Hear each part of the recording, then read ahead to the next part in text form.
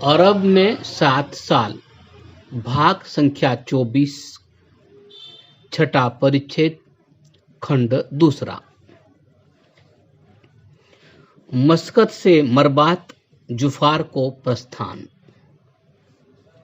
यहाँ से मैं मोकल्ला अदन को जाना चाहता था, इसलिए समुद्र का तट पकड़ लिया। यह मार्ग सुनसान होने से बद्दू लोग लूटमार करते हैं। प्रायः लोग मस्कत से मोकल्ला नाव में बैठकर जाते हैं, परंतु मैं तो वैदिक धर्म का प्रचार करने को निकला था और मैं उन लोगों की खोज में था जिनका सुधार अभी तक मुसलमान भी नहीं कर सके थे। इसलिए मैंने पैदल का ही मार्ग पसंद किया। मस्कत से मबात 25 दिन का रास्ता है। रास्ते में बद्दुओं के बहुत से छोटे छोटे गांव पड़ते हैं।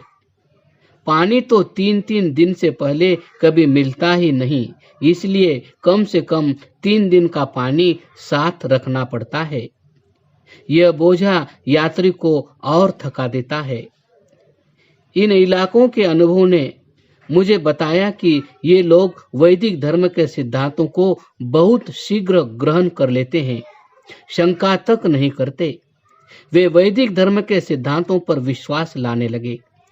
मेरे प्रचार का इन लोगों पर ऐसा प्रभाव पड़ा कि वे मुझे वली अल्लाह और गुरु मानने लगे, परंतु मैंने उन्हें बताया कि मैं केवल एक छोटा सा सेवक हूँ जो भारतवर्ष से उन तक वेद का संदेश पहुंचाने आया हूँ।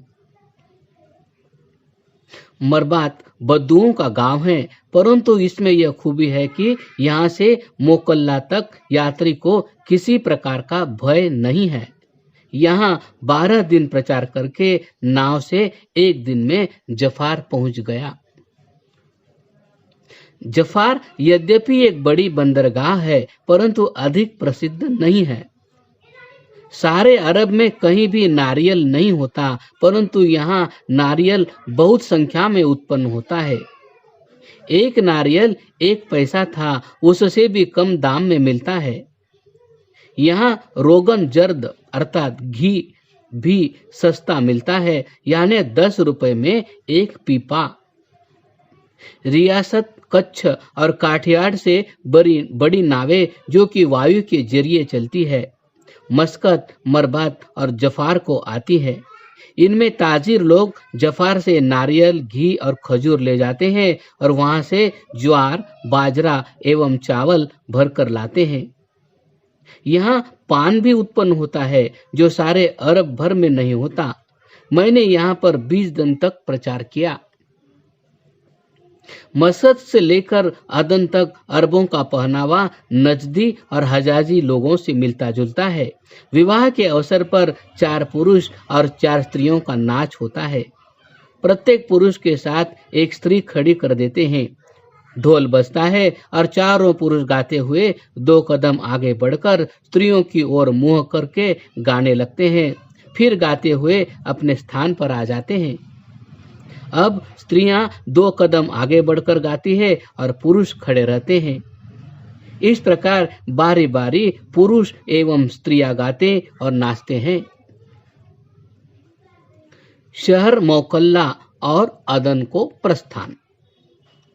जफार से नाव में बैठकर शहर की बंदरगाह को रवाना हुआ।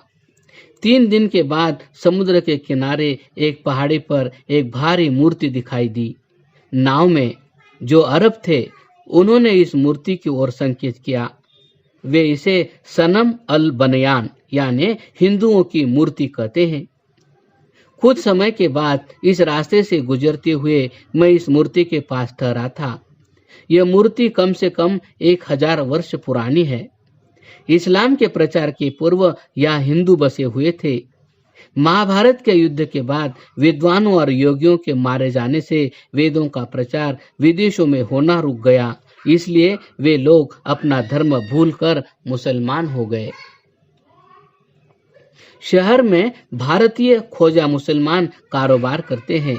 यहाँ 2 सप्ताह तक वैदिक धर्म का प्रचार करके मोटर के जरिए एक दिन मोकल्ला आ गया। मोकल्ला एक बंदरगाह है। यहाँ से नावें अदन, जुफार, मस्कत और भारतवर्ष को आती जाती रहती हैं। अदन से बंबई को जाने वाले जहाजों में कोई कोई इधर आ जाता है। गुजराती हिंदू जो यहाँ कई हजार वर्ष से बसे हुए हैं और भारतीय शिया लोग यहाँ तिजारत करते हैं। यहाँ के शासक सुल्तान अबज की ओर से प्रजा के लिए एक अस्पताल खुला हुआ है। एक अरबी की पाठशाला भी है। एक बाजार बहुत बड़ा है जिसमें होटल और चाय की दुकानें अधिक है। मैंने यहाँ 1 मास तक प्रचार किया, फिर नाव में सवार होकर 2 दिन में शुक्रा जा पहुंचा।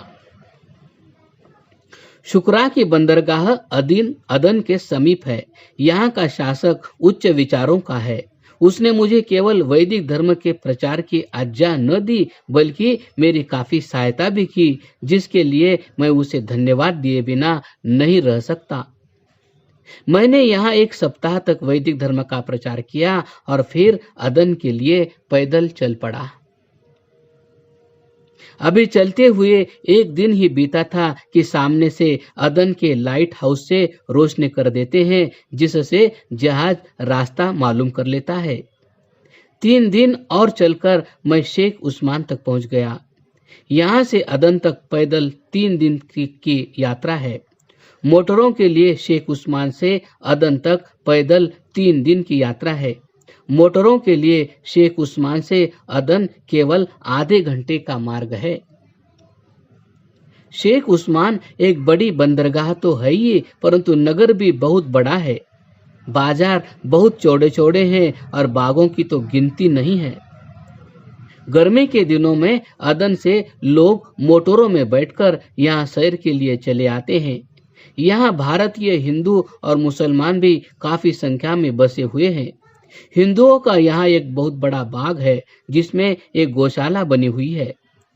मैं यहाँ 1 सप्ताह ही प्रचार कर पाया था कि अदन से आए हुए एक सज्जन जो यहाँ सैर के लिए आए हुए थे मुझे अपने साथ ले गए।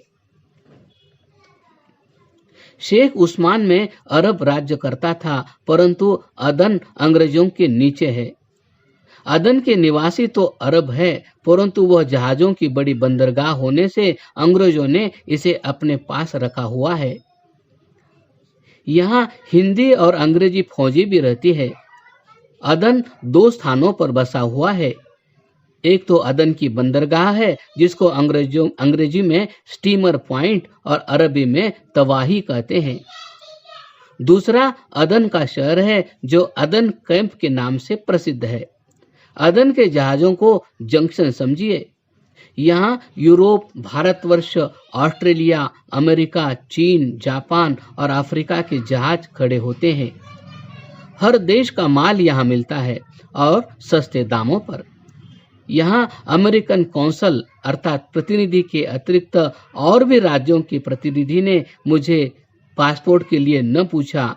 जो लोग जहाज से उतरते हैं उनका पासपोर्ट देखा जाता है।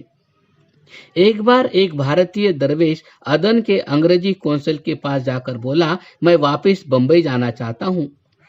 कौंसल ने जब पूछा कि पासपोर्ट कहाँ है तो उसने कहा, मैं बिना पासपोर्ट के यहाँ तक पैदल पहुंचा हूँ। कौंसल ने कहा, तो पैदल ही लौट भी जाओ। मैंने स्टीमर पॉइंट में लगभग 2 सप्ताह तक प्रचार किया और आर्य समाज स्थापित कर दी। अदन कैंप एक बड़ा नगर है जिसके चारों ओर ऊंचे ऊंचे पहाड़ है। ये पहाड़ हवा को रोक लेते हैं, इसलिए गर्मी के दिनों में यहाँ पर ठहरना कठिन हो जाता है। यहाँ की गर्मी मक्का को मात करती है। यहाँ भारतवर्ष का रुपया चलता है। अंग्रेजी स्कूल भी बहुत से हैं। अदन में हर प्रकार के लोग मिलते हैं। अरबों की तो भूमि ही है। भारतीय, हिंदू, मुसलमान, बोहरे, शिया और यहूदी सब यहाँ बसे हुए हैं और तिजारत करते हैं। सब देशों के फल और मेवे यहाँ मिल सकते हैं। Europe, Germany, America, Africa, Australia, चीन, जापान और भारतवर्ष का जो माल चाहो यहाँ से ले लो। अदन में कुछ पैदा नहीं होता। यमन से ही हरी तरकारियां और फल यहाँ आते हैं। अदन में 1 मास प्रचार करने के बाद मैंने यमन जाने का निश्चय कर लिया, इसलिए मोटर से वापस शेख उस्मान चला गया। मेरे अनुपस्थिति में पंडित कन्हैयालाल जी अफ्रीका से यहाँ पधारे थे। पंडित जी ने आर्य समाज अदन और आर्य समाज स्टीमर याइल में लगभग 1 मास तक वैदिक धर्म का प्रचार किया था। इसके बाद आप भारतवर्ष चले आए थे। इस पुस्तक का 6ठा परिच्छेद 9 मास 10 दिन की यात्रा के साथ समाप्त होता है। अब 7वें परिच्छेद में यमन का वर्णन करेंगे क्रमशः।